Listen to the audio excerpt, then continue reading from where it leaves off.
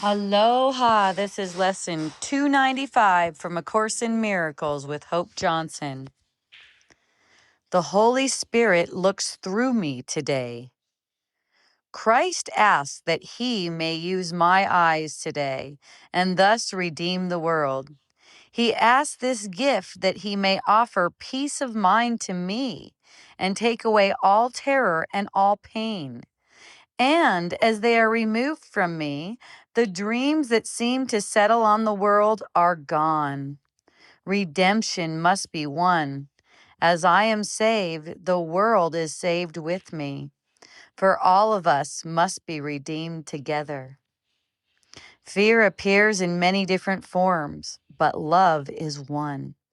My Father, Christ has asked this gift of me. My Father, Christ has asked a gift of me, and one I give, that it be given me. Help me to use the eyes of Christ today, and thus allow the Holy Spirit's love to bless all things which I may look upon, that his forgiving love may rest on me. Whew. That completes the text. The Holy Spirit looks through me today. So this is about our willingness. This is centering on our willingness to surrender personal sight so that Christ's vision may heal both the self and the world. This is reframing vision. My eyes are not for judgment. They're offered today as instruments for Christ's vision.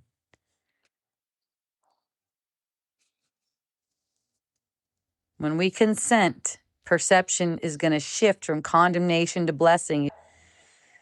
So the Holy Spirit looks through me today. This is the means, allowing the Holy Spirit to look through us today and soften our vision so we could see with Christ's eyes, thus saving ourselves and the world along with us. Healing isn't private.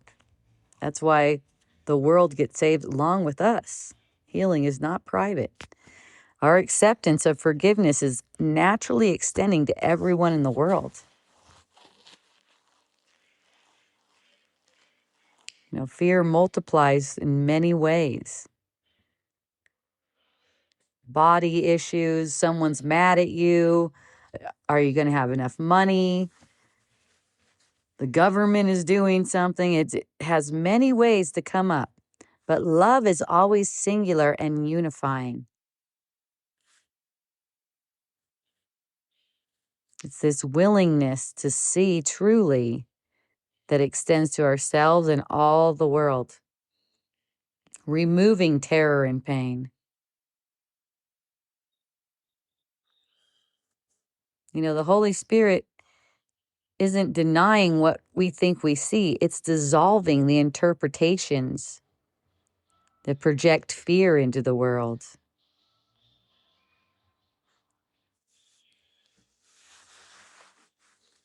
One fearful interpretation is that life and death are intertwined. They're not. Death is not the opposite of life. Life doesn't have an opposite. Life is life, and death is simply absence of truth.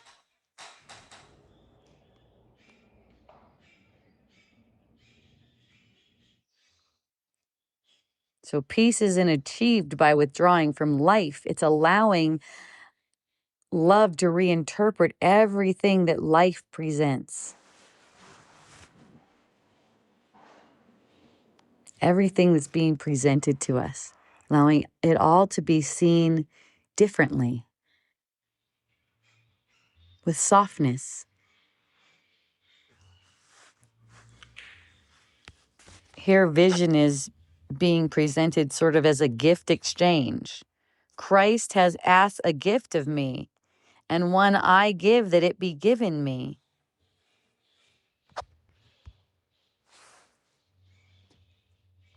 I give the eyes of Christ, and in return, I receive the peace of Christ. See? What I extend through my perception, I strengthen in myself. Oh, I feel so happy about that. Wow. I was just in a satsang, and the person leading the satsang said that life and death are intertwined. And then she asked if that made sense. I had to speak up, apparently. I didn't think I was going to be speaking up in there, but she asked if that makes sense. I said, no, it doesn't make any sense at all. Life doesn't have an opposite. Death is simply the absence of truth. She said, what's wrong with death? And I said, nothing. It just doesn't exist.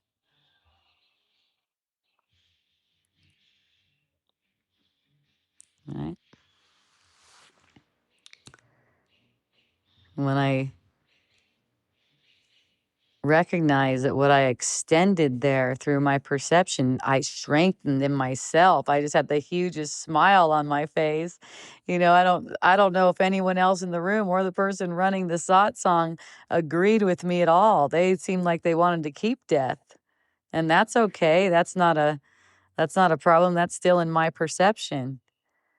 But it's like I feel that strengthened in myself, just the willingness to extend that, to extend what's true. Blessing what's natural, what's truly natural. What was being set forth in the talk was that it's natural, that death is natural. So beautiful that to see with Christ's eyes that no, this is not natural. This is an effect of fear. We can undo this. Just knowing that we can undo this. That's so healing. Giving the power back to the mind. Seeing only innocence, wholeness, and love. The person running the satsang, she doesn't know she's innocent. She doesn't know. She doesn't realize that she's believing in death and basically attacking herself and teaching everyone else to attack in the room. But just my presence in the room, willingness, whether I found myself saying anything at all, doesn't really matter. Words don't really matter. It's the willingness to perceive what's actually true without holding judgment about whatever anyone else is doing. They're perfect. They're all doing it perfect. I love it. Through Christ's eyes, we see only love. We see only what's true. We see only innocence. We see only holiness. The Holy Spirit looks through me today. The Holy Spirit looking through me today is the means to Christ's vision. So whenever any judgment or anything like that arises, and I noticed in myself when I'm walking away from that meeting, noticing I'm guarding my mind for any judgments that arise for whatever anyone else is doing, so that I can use the Holy Spirit's vision to soften my gaze. Right? I want the Holy Spirit to look through me so my gaze is softer and softer until I do achieve Christ's vision. So simple practice. When we get up in the morning today with this lesson, Holy Spirit, look through me today. Let me not use sight against myself. And whenever judgment arises, pause. How would Christ see this? That's what I was using as I was walking away from the satsang. How would Christ see this? And waiting for softening. Because, the mind wants to pick up on it, run around. How dare they, or whatever.